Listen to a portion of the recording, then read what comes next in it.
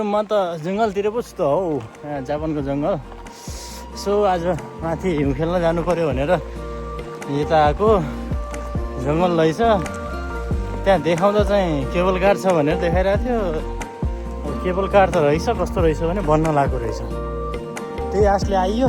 अब यहाँसम्म आएपछि नजाउँ भन्ने पनि हुँदैन, अब जानुपर्छ भनेर चाहिँ अगाडि बढिरहेको छु म।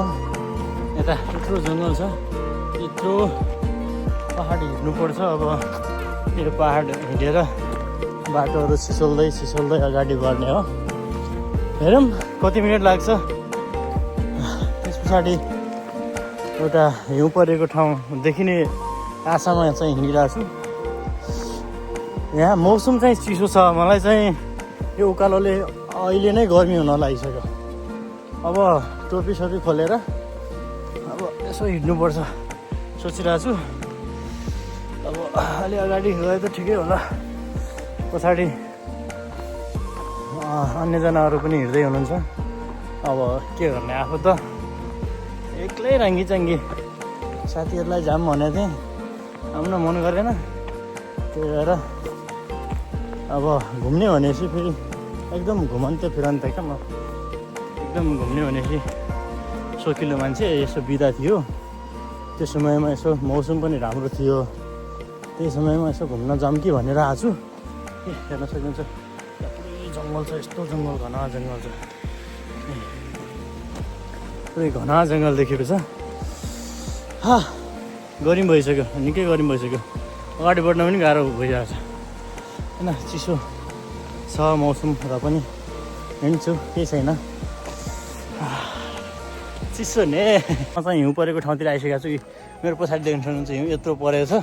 अझै माथि जान्छु, अझै माथिको राम्रो भ्यू निकाल्छु, तपाईँलाई राम्रो सिन देखाउने छु। अहिलेको लागि हेर्नुहोस् कि यस्तो परेको टक्क राम्रो रमाइलो छ। जता हेऱ्यो हिउँ, सेताम्ने हिउँ छ। अब अलि माथि जाने हो, अझ माथि हिँड्दैछु म, जाने हो। चिसो छ र पनि मन हुन्छ नि एकदम रमाइरहेछ क्या। ल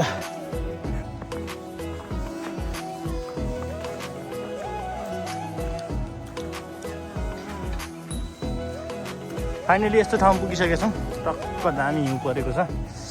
अब टक्क लाएर यहाँ बसेर हामी एकछिन नास्ता खान्छौँ। नास्ता खाइसकेपछि अनि अगाडि यात्रा बढाउँछौँ। रमाइलोले यहाँ हिउँ परिरहेछ अहिले चाहिँ। यस्तो राम्रो भइरहेछ यो ठाउँमा आइरहेछ। आएर ब्रेक गरेर नास्ता खाएर अब अर्को ठाउँ माथितिर जाँदैछु। पछाडि हिउँ परेको देख्न सकिन्छ, अलिअलि यहाँ परेको छ। अझै माथि चाहिँ टन्नै परेको ठाउँ चाहिँ तपाईँलाई देखाउन जाँदैछु। बिस्तारै जाने हो, तर बस्दै हिँड्दै। तर दामी छ यात्रा चाहिँ। सम्भवतः जे होस् आज लाइकको यात्रा भएको छ। यतातिर हिउँ परिरहेको छ, कति धेरै हिउँ परेको छ हामी देख्न सक्छौँ। मैले दामी छ, स्विट धेरै हिउँ परेको ठाउँ चाहिँ यहाँ छ। देख्न सकिन्छ यहाँ कस्तो दामी छ के होइन। ल हिउँ पर्ने ठाउँ फेरि आएको छ। यता सेतो हिउँ परेको छ, एकदम रमाइलो फिल भइरहेछ। आफूलाई पनि मनमा गदगद भइरहेछ क्या। त्यो हुन्छ नि, छुट्टै किसिमको ऊर्जा मिलिरहेछ। चिसो निकै छ र पनि आज घाम लागेको थियो, मौसम सफा थियो, त्यस कारण पनि अलि यात्रा सहज बनेको छ। हामी यो यात्रालाई अगाडि बढाइरहेछौँ। माउन्ट कोङ्गो भन्ने ठाउँ हामी पुग्दैछौँ। एकछिन पछाडि चाहिँ माउन्ट कोङ्गोको दृश्य तपाईँहरूलाई देखाउनेछु म। हिउँ परिरहेछ। वाह, कस्तो दामी सेतो छ यार। चिसो मौसममा म हिँडिरहेछु अगाडि। तल यस्तो हिउँ छ, माथि यस्तो चिसो छ। चिसोमा टुप्पी पनि फुकाल्ने पऱ्यो क्या होइन। टुप्पी फुकाले त टक्ला देखिँदो रहेछ क्या म फेरि होइन। चिसो पनि भइरहेछ, यात्रा पनि अगाडि गइरहेछ। यस्तो भइरहेछ। म खेलिदिन्छु कि, म त ढलिदिन्छु कि, म ढले वाइने या भाइ यस्तो या भाइ। टक्क यसरी गरिरहेछौँ।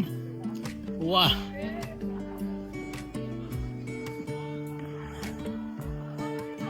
सेताम्मे बाटो छ।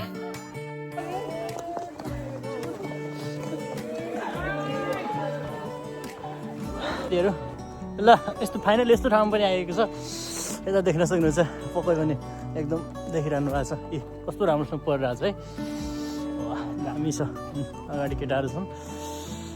चिसो मौसम छ र पनि रमाइलो छ। फाइनली एकदम हिउँ परिरहेछ। अहिले पनि घाम पनि लागिरहेछ, हिउँ पनि परिरहेछ, बुरबुर परिरहेछ। यहाँ तलतिर चाहिँ धेरै परेको छ। यहाँ देख्न सक्नुहुन्छ यता यहाँ राम्रो छ जे होस् दृश्य। आहा तल पुरै सेतामे छ, यतातिर पनि पुरै सेतामे छ। हामी यति बेला रमाइरहेको छौँ। यस म एक्लै भयो नि रमाइरहेको छु। गाइजहरू चिसो छ, चिसो एकदम चिसो।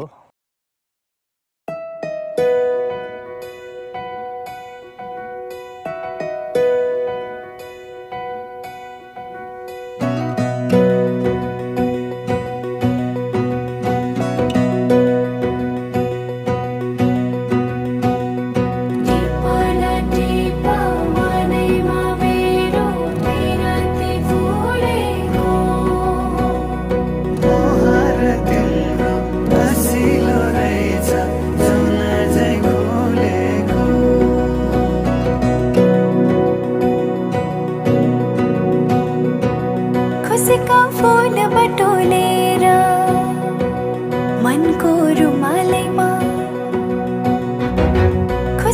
फूल बटोलेर मनको रुमालैमा राखेकी छु सम्हालेर दिन तिमीलाई, राखेकी छु सम्हालेर दिन तिमीलाई।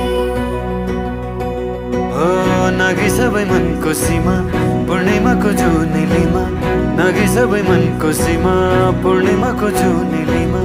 पर्खी बसे आउने छु म लिन तिमीलाई, पर्खी बसे आउने छु म लिन तिमीलाई।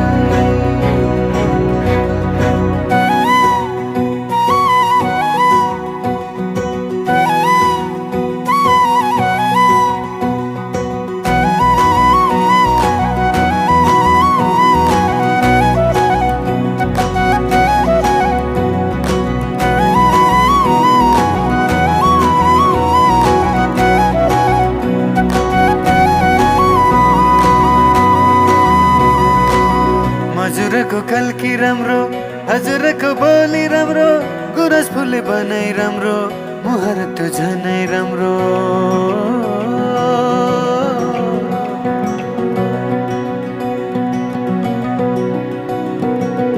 हजुरको कल्की राम्रो, हजुरको बोली राम्रो, गुरस फुले बनाइ राम्रो, मुहार त झनै राम्रो।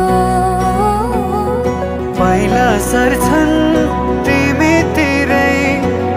फाइनली यसरी प्रकृतिसँग रमाएर प्रकृतिले नै दिएको एउटा यो बरफ अर्थात् हिउँ, हामीले हिउँ खेलेर आएका छौँ। अहिले म फर्किने क्रममा बाटोमा छु। अहिले तलतिर झरिरहेको छु। तलतिर झर्दा पनि यहाँ थुप्रै हिउँ देख्न सक्नुहुन्छ, तपाईँले देखिरहनु भएको छ। यता ढुङ्गाहरूमा पनि हिउँ अड्डिरहेको छ, रुखहरूमा पनि हिउँ अड्डिरहेको छ। मेरो खुट्टा बिस्तारै बिस्तारै अलिकति दुख्ला दुख्ला जस्तो पनि भइरहेछ।